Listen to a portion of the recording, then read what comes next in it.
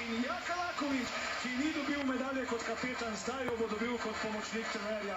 In naši, poglejte, takole nosijo Luko Dončiča v dvorano in to je seveda tisto pravo veselje. Razigrani naši fanti, zadovoljni, presrečni. No, gremo dalje. Trener za telesno pripravo Miljan Grbović. Naši so bili zagotovo daleč najbolj telesno pripravljeni na tem evropskem prvenstvu. Vodja reprezentance Matej Mikar, tehnični vodja Tomaš Uršič, zdravnika Marko Macura, Branko Svetičanin, fizioterapeut Marcin Klešnik, maser Gregor Stolček, predstavnik za odnose z javnostjo Jaka Lenart in snemalec Jernej Bobič. To je torej ekipa, to so tisti, ki so Sloveniji tukaj v Turčiji priborili naslov evropskega prvaka, ki so Sloveniji priborili zlate medalje, ki so jih naši košarkarji, nekateri od njih že prejeli, ostali jih bodo zdaj čez nekaj trenutkov.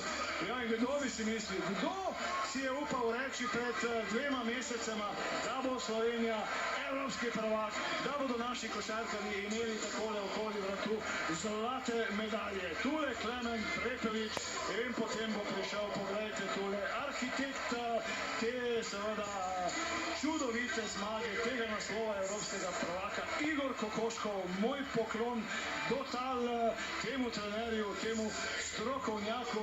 Poglejte ga, tudi zdaj ne vidite kakšnih posebnih čustev, ampak verjamem, da vre tudi v njemu. Jasno, videli ste se trenutek tudi razočarane srpske košarkarje, tako pa Goran Dragič in Saša Zagorac primerjata svoji medalji. Pa ponovno seveda Igor Kokoškov. Ja, Slovenija je naredila tisto, kar mislim, da nihče ni verjel. Ko smo začeli igrati v Helsinkih, ko smo prišli do 5. zmage proti Franciji, so nas že uvrščali med tiste širše favorite. Ko smo potem v osmini finala premagali Ukrajino, so rekli, dobro, ampak Ukrajina ni kaj posebej dobra reprezentanca.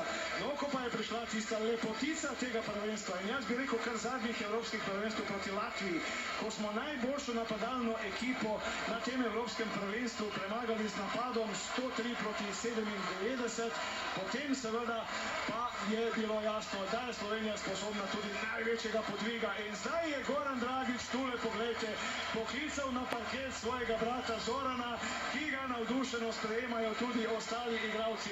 Zoran Dragič, ki se je poškodoval, če bi imeli še njega na tem evropskem prvenstvu, bi nam zagotovo bilo še lažje. Zoran Dragič, ki je bil motor in duša slovenske reprezentance v zadnjih letih. Tokrat ga ni bilo, ampak zagotovo bo Slovenijo v njenih naslednjih akcijah. No, ko govorimo o naslednjih akcijah, kmalu se bodo že začele seveda kvalifikacije. Tu bo kar nekaj težav, ampak ne samo za Slovenijo, ampak zdaj ni čas seveda, da bi govorili o problemih in težavah. In to so torej, drage gledalke in gledalci, poglejte, nosilci zlatih medalj in evropski prvaki v košarki. Slovenija prvič v zgodovini, Slovenija na krovu Evrope. Slovenija sicer, veste, ni najmanjša država, ki je osvojila naslov. To je uspelo Latviji leta 1937, ampak to nas pravzaprav tudi ne zanima. Naša 2-milijonska Slovenija je pokorila seveda vse evropske košarkarske velikane. 9 zmag brez poraza. Ne vem, kdaj je kakšna reprezentanca tako suvereno osvojila naslov evropskega prvaka. Ja, Španci so ga zagotovo, ampak vse vemo, kakšna je Španija, kakšne igralce imajo, koliko jih imajo. In zdaj se tule seveda sliši, kdor ne skače, ni Slovenc, Slovenija, gremo naprej. In ja, celo Igor Kokoškov je nasmejan.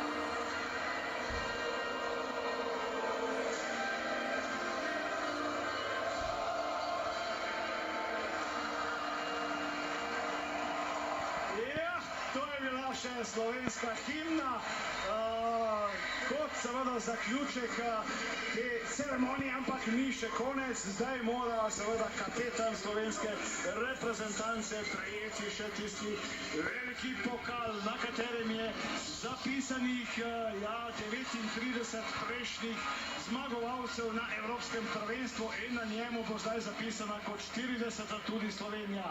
To je 13. nastop Slovenije na evropskih prvenstvih. 13 je očitno srečna številka za Slovenijo, za naše košarkarje, za nas vse, za vse vas doma v Sloveniji. In poglejte tole veselje, tole radost.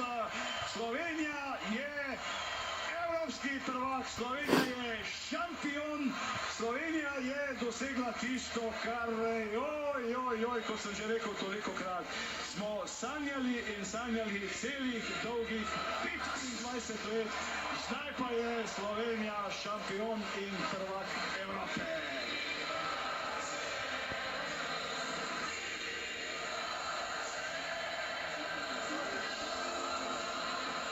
Tule seveda potuje sedaj pokal iz rok v roke naših košarkarjev, naših igralcev, pa naj še enkrat na hitro naštejem.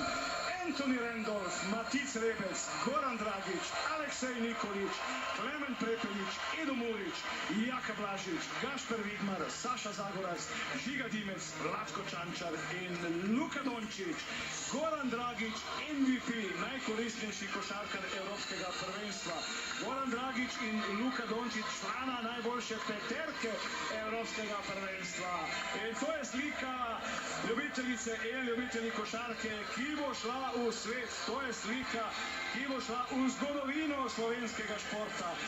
Pravzaprav, kje bi lahko bilo lepše osvojiti svoj prvi zgodovinski naslov evropskega prvaka kot v mestu, ki ima več tisočletno zgodovino, kot v mestu, ki združuje Evropo in Azijo, in seveda za vse večne čase bo to ostalo zapisano. Tega ne more nihče več izbrisati. In zdaj ima veliki pokal v rokah tudi tisti, ki si to absolutno zasluži. Igor Kokoškov, prvi selektor slovenske reprezentance, ki je Slovenijo pripeljal do medalje, pa do kakšne medalje, do zlate medalje na Evropskem prvenstvu.